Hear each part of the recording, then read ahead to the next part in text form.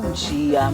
O Dia da Mulher já passou, mas o mês de março é todinho nosso. Aliás, o mês de março não, todos os dias são Dia da Mulher. Por isso vale a pena falar todos os dias sobre o trabalho da mulher. E é por isso que hoje nós vamos continuar falando sobre isso, porque eu trouxe uma pessoa que é referência nessa luta em defesa da mulher.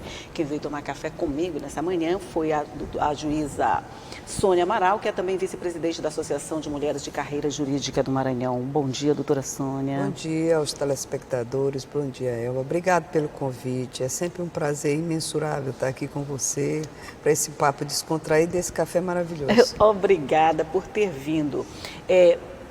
Quando eu falei que a senhora tem um trabalho de referência, que a senhora é referência, a gente nunca se vê desse jeito, né? Quem olha o trabalho da gente que diz assim, isso aqui é uma referência. Como a senhora se sente assim quando a gente diz que a senhora é uma referência nessa luta, nessa emancipação da mulher? Eu me sinto, de certa forma, bem feliz, mas acho que não sei se eu mereço esse título. Pois é, a gente nunca se vê desse jeito, né? Eu não sei se eu mereço esse título. A gente tenta dar o melhor de si nessa questão, porque ao ingressar na magistratura, não sei se eu já te contei isso, ao ingressar na magistratura no ano de 1990, quando vou para o interior do Maranhão, eu percebo, eu sou uma pessoa nascida em São Luís.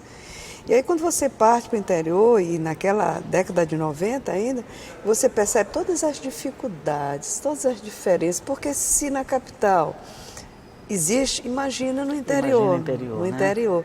E aí você percebe, principalmente porque eu fazia com vários juízes atendimento ao público, e aí eu via desfilar à minha frente, quase todos os dias, mulheres pedindo socorro, com familiares. Na verdade, a família, ou a própria mulher, pedia que o homem cessasse de agredi-la, né? Incrível, nem queria, e a família não muitas vezes quando levava à frente da justiça, como não tinha mais como falar com aquele homem que continua a agredir, não era nem para se separar. Não era nem só para cessar. Para cessar. Porque o casamento sacramentado, algo santo, não podia ser findo, né?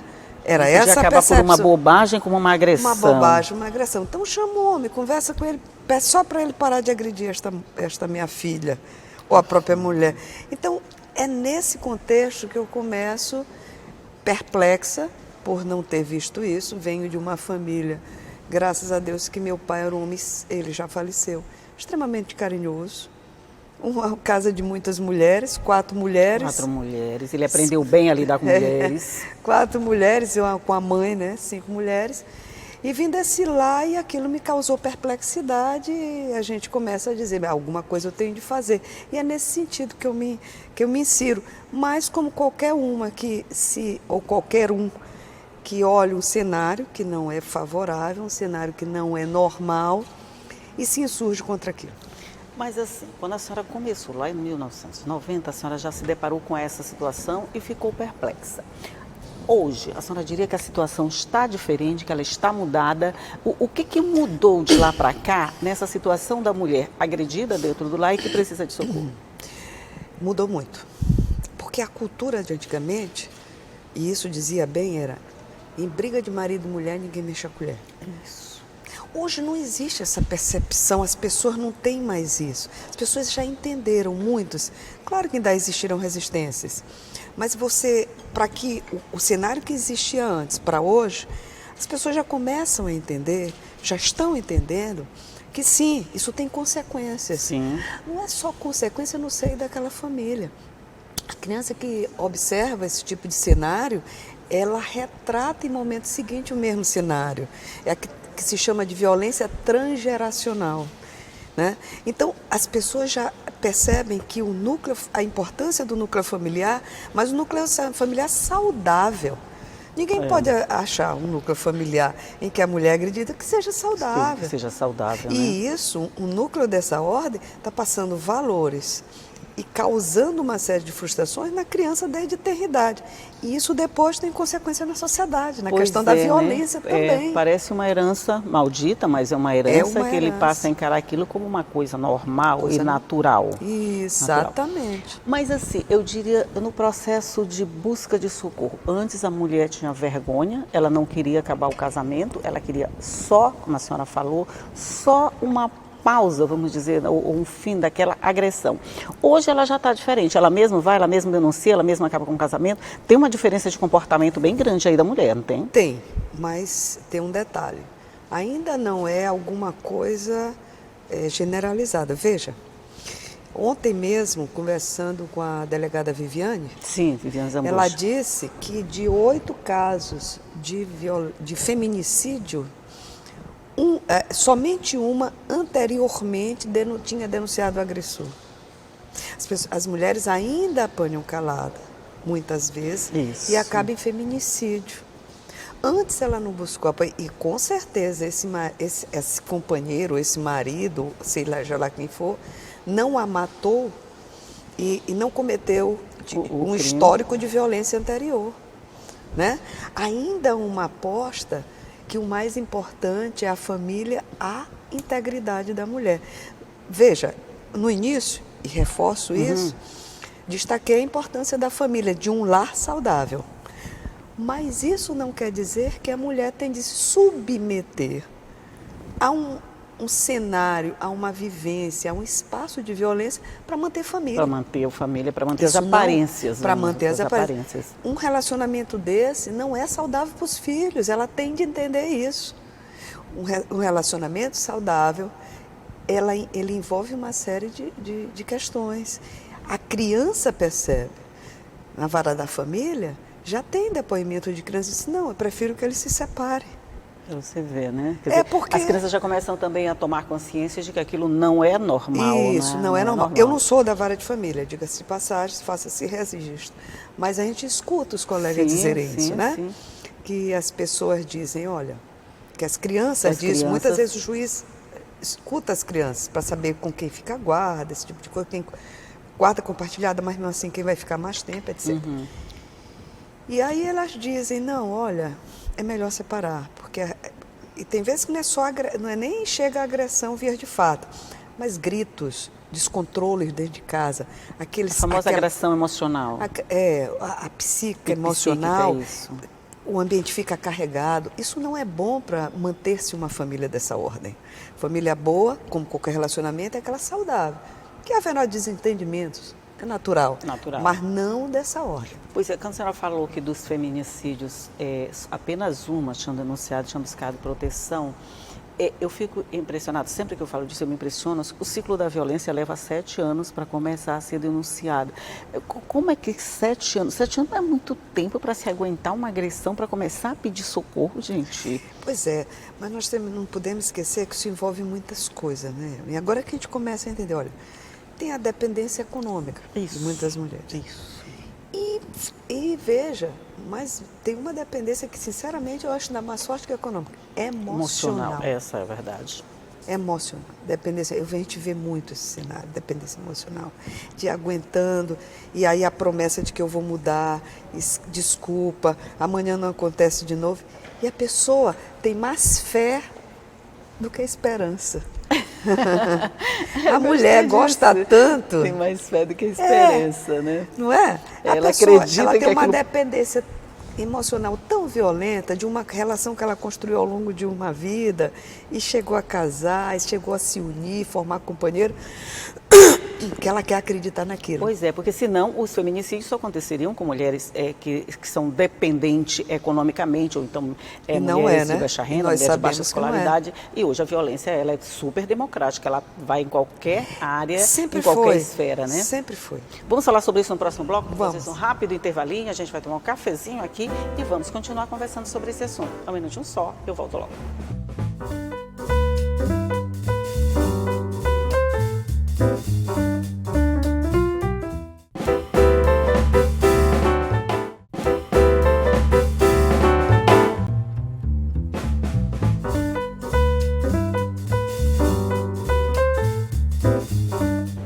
Já estamos de volta conversando aqui ainda sobre o Dia da Mulher, sobre violência, no caso mais específico. A gente estava falando dessa dependência emocional, que é bem pior que a financeira, né? Porque senão, como a gente falou, as mulheres independentemente econômicas não passariam por isso. Mas essa questão da fé e da esperança é um amor meio doentio, né, não, doutora?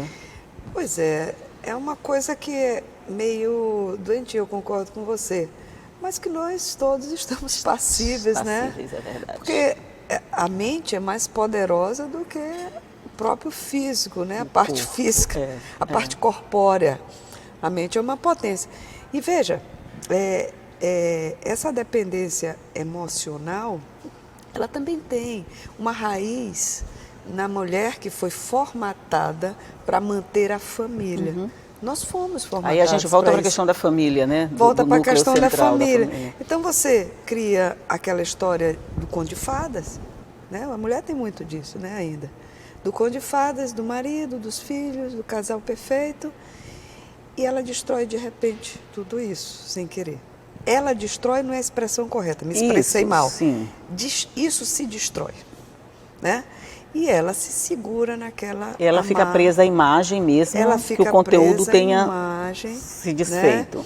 E por vezes se culpa, ou na maioria das vezes se culpa internamente.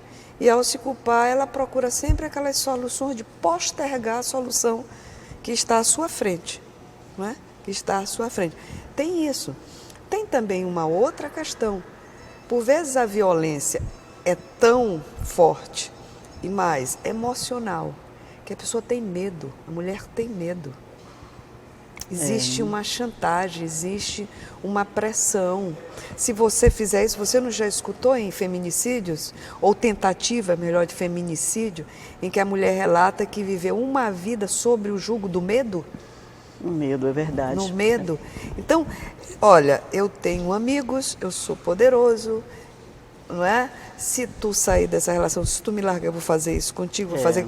E ninguém sabe o que acontece. E não vai acontecer nada comigo, porque eu sou vai... amigo de fulano, né? Isso é não verdade. É? Então, existe uma série de fatores. É difícil você julgar essa mulher que se mantém nessa relação de uma forma friamente. Ela, como diziam antigamente, e alguns ainda dizem, ela gosta de apanhar. Gosta de apanhar, Quem é que gosta de apanhar? Vamos lá. Será que tem alguém que gosta de apanhar? É verdade. Quem é que gosta de apanhar, né? Aí entra a questão de você, em briga de marido e mulher, não se mete a colher. Mas hoje parece que está todo mundo com uma colher na mão. Graças e de alguma a Deus. forma todo mundo pode interferir numa relação desse tipo, com denúncias, com esse tipo de coisa, né? Claro. E o faz por dois motivos. O fato de que um crime desenrolado em sua vista, o cidadão deve tomar providências. E segunda coisa, o artigo 226 da Constituição Federal de 88 veio dizer, olha, o Estado deve proteger a família, as crianças, os jovens e os idosos. Essas pessoas são escolhidas preferencialmente pela fragilidade. Somos maioria, é fato. Mas ainda temos desigualdades. Nós, quando digo mulheres, né? Temos desigualdades que nos fragilizam. E por isso a necessidade de uma proteção. A Constituição Federal fala igualdade, é igualdade formal. Igualdade formal até em países ditatoriais existe. Existe, né? No papel. No papel. Deixa eu só esquentar um pouquinho seu café aqui também, certo. que a gente conversa muito, o café esfria. Tá bom, obrigada. Então, veja, essa igualdade que está no papel, ela tem de transcender o papel. Ela tem de se tornar vida, porque senão não vale.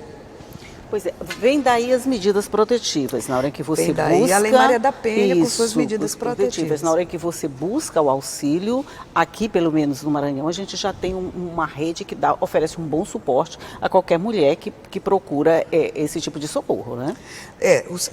O Maranhão cresceu muito nesse sentido. Eu diria que São Luís, Imperatriz, as grandes cidades ainda têm um suporte melhor, né?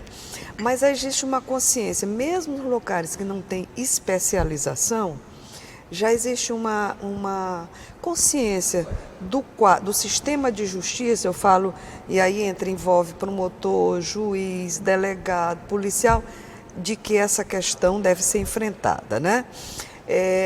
Nós viemos de um cenário, e eu vivi isso aí, em que a mulher ia na delegacia, e por falta de uma lei mais adequada, aquela lesão corporal, via de fato, que podia se transformar num feminicídio, ou à época um homicídio, nada acontecia, vindo dessa fase em que ela ia na delegacia e o delegado dizia assim, olha, vai para casa, resolve o caso com o teu marido. Casa com o teu marido. Não é? Isso quando ela não era, zombavam dela com uma frequência. Uma frequência, com uma né? frequência. É. O que é que tu fez? O que é que tu fez para merecer isso? Então, assim, vimos desse cenário para um cenário bem melhor. Isso, não tenha dúvida. Mas precisamos ainda avançar. Eu até acho, Emma, que a questão da capacitação, ótimo as delegacias da mulher existirem mulheres à frente. Somente nos crimes sexuais. Quando a mulher precisa de uma certa cumplicidade para ter a sua vida despida e mesmo o seu corpo à frente de uma mulher é melhor. Mas nas questões de gênero de um modo geral, eu acho que homens e mulheres têm de estar preparados para entender isso. Porque eu já vi mulheres repetirem o senso comum. Por quê? Porque não entende o que está por trás. E aí repete o senso comum. Então a capacitação, para mim, é necessária de uma maneira geral, para homens e mulheres. Especializa-se homens e mulheres. Quando a gente fala nessa rede de suporte para mulheres vítimas de violência, a gente vê que a gente tem juízes preparados, delegadas, procuradoras, a gente tem toda uma rede à frente disso, buscando essa proteção à mulher. Mas e aí quando a própria justiça, de alguma forma, dá uma resposta que surpreende? Aí na justiça eu estou falando, a justiça, um júri popular, por exemplo, um caso, acho que foi em Santa Inês, que aconteceu, uma mulher que foi vítima de um feminicídio, foi arrastada pelas ruas, porque foi flagrada lá com um adulto. Eu não sei bem qual foi a questão. Eu sei que o assassino foi absolvido por um júri popular. Aí a gente pensa, será que a sociedade ainda não está pronta para dar resposta a esse tipo de crime? A gente fica tão indignado, mas assim, ao mesmo tempo tão impotente, não fica não? Com certeza. Você sabe que eu publiquei um livro chamado De Cabral a Maria da Penha. Isso. Que a gente vê até a aqui gente conversar. Conversou a respeito, isso. Então, o primeiro capítulo do meu livro, eu abordo a questão constitucional, infraconstitucional, que são as leis comuns, e a jurisprudência, desde o descobrimento do Brasil até a Lei Maria da Penha. Por isso que o nome é de Cabral Maria da Penha. Certo. E aí você vai ver, e isso ainda acontece, por isso que justifica, quem senta no banco dos réus muitas vezes é a mulher. Então, se essa mulher que foi arrastada, eu não conheço o caso, então eu só... Eu advogado, não conheço muita coisa a respeito. O advogado de defesa conseguir demonstrar que ela tinha uma vida que eles não consideram ilibada para uma mulher, justifica. Defesa da honra. Defesa da honra. Não que vale como tese. Não é admissível mais a defesa da honra, os tribunais já decidiram. Como tese, por exemplo, o juiz não vai impronunciar. O que é não impronunciar? Não levar a júri sob a justificativa de que não foi crime, que foi defesa da honra. Sim, sim. Porque eu posso impronunciar. Eu posso dizer, foi legítima defesa, exemplo, e acabou, não vai para júri. Então o juiz não pode fazer isso. Só que o júri, no seu pensamento, na hora de julgar, pode estar pensando isso. Pode pensar isso. Dizer assim, olha, ele pega, bota ela no banco dos réus, claro, ficticiamente, bota a mulher no banco dos réus e haja a denegrir a imagem dela. E ele pode ser condicionado a isso para absolvê-la. Verdade. O júri não é técnico. O júri emocional. O júri emocional, é o senso comum. Então, quando você relata esse fato, o que demonstra é que na sociedade ainda tem muito do senso comum.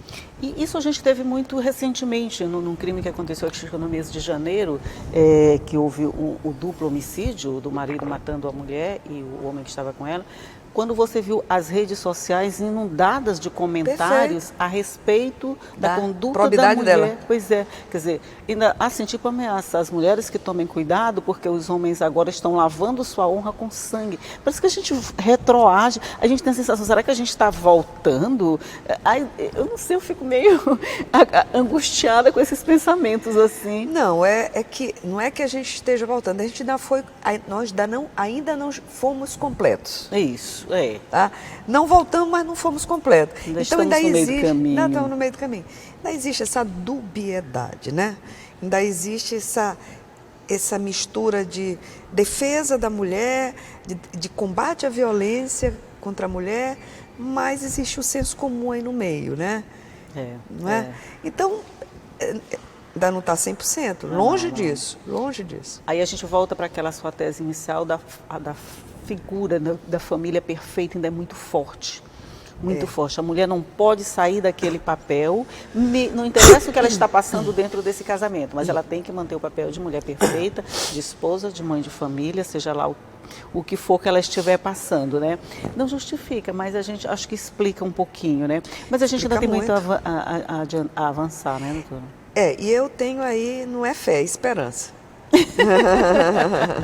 Esperança, no que eu vou dizer. As universidades hoje já estão tomadas de mulheres. Isso. As mulheres já são maioria. Já. Não é? Tem de enfrentar ainda um óbice. A mulher é maioria, mas nos cursos técnicos, nos cursos de ciências, ela ainda é minoria. E por que eu destaco isso? Nós somos uma sociedade tecnológica. E sociedade tecnológica vai apostar em profissionais dessa área. Nós temos de avançar para isso. Nós temos de parar de ter medo da física, da matemática, né, das exatas, que nos rotularam como não tem. Tem várias pessoas capacitadíssimas nessa área, mas nós precisamos avançar. Na verdade, isso é uma fronteira que a mulher não pode deixar de explorar sob pena de ficar fora do mercado. Não estou dizendo que outras capacitações na universidade, mas é porque eu destaco que nessas ciências nós somos minoria, apesar de no universo universitário já sermos maioria. Pois é, a gente olha assim, quanto mais a gente avança, mais tem que avançar. Se deixar uma ponta solta, tem que voltar, pegar, botar essa ponta no lugar. De alguma forma a gente tem que estar sempre muito forte, às vezes é uma carga pesada, né? Mas não tem importância, a mulher é forte mesmo, né? Mas tu sabe que mais uma vez, esperança. Mas é isso, mais uma vez, esperança. Vamos na esperança. Veja, tu sabes, a sociedade que nós temos cenário agora das pessoas não ter mais um empregado doméstico em casa, hoje é pouca gente que tem, né? Você vê o homem participando. Eu tenho 3 filhos homens. Eu adoro vê-los na cozinha. Pois é. A mulher lavando e ele enxugando. Acho isso fantástico. É por aí. Essa participação, essa mudança de comportamento. Isso muda tudo. Aí sim, isso começa em casa mesmo, na família. Começa é a família que tem a responsabilidade. Nós mulheres não tem esse negócio de criar mulherzinha, menina como mulherzinha e homem como um reizinho em casa, não. Não. Todo mundo é igual, todo mundo é filho, todo mundo já vai ser pai, vai ser mãe. Então é aqui que a gente começa a tratar as coisas. Só para finalizar, em cima do que tu disse, ainda temos tempo? Ainda temos tempo? 1 minuto. 1 minuto. Uma vez uma psicopedagoga me disse uma coisa fantástica. Ela disse, toda vez que a mulher em casa, quando o menino faz alguma coisa, ela reclama e o menino continua. E ela diz assim, quando teu pai chegar em casa, tu vais ver o que acontece. E tu tira toda a moral de todas as mulheres que passarem na vida dele. E se for uma menina também. Ela copia aquilo em sua vida. Ela aprende que a autoridade está com o pai. Que está com o homem. Com a mãe. Com a mãe. Quer dizer, a figura do pai, do homem, é o manda-chuva da casa. Quando ele chegar, tudo se resolve. Eu estou aqui fazendo enfeite. Exatamente. Então nós temos de mudar nossa postura também. Ainda bem que eu tenho homens assim, filhos assim que já lavam os pratos. Que bom. Lavam os pratos, que também. Arrumam Fico a casa. Feliz. Mas a gente tem que fazer isso. Se todo mundo fizer uma partezinha, somado, vai dar um total bem grande. Fica fácil para todo mundo. Fica fácil para todo mundo. Quando a tarefa se divide, aí a gente pega a função dos meninos. Quando a tarefa se divide, fica fácil para todo mundo. Então, se cada um fizer um pedacinho, a gente criar os filhos todos igualmente, homens, meninos, mulheres, menina brinca de bola se ela quiser, menino brinca de boneca se ele quiser, ninguém vai trocar de sexo por causa disso, isso já é outra discussão. Então, vamos cuidar da gente agora, para depois a gente não ter que passar por esses perrengues que a gente passou por aqui. A gente passaria a manhã inteira aqui conversando, né, doutora Sônia? É verdade. Certeza. Teria assunto para a gente falar a manhã inteira. Bastante. Mas muito obrigada por sua Obrigado pelo convite. Presença aqui e para compartilhar todas essas coisas com a gente. Tá bom. Bom dia. Todas as vezes necessárias estarei aqui. Muito obrigada. Sinta-se sempre convidada. Bom dia para você também aí do outro lado, que sabe que essa conversa fica toda à sua disposição no nosso site. Você acessa quando você quiser para rever as que vocês já viram. A opção é sua, mas o nosso site está lá todo bonitinho para você. E só para te lembrar, todo dia, 8h30 da manhã, estou aqui te esperando, tá? Tchau.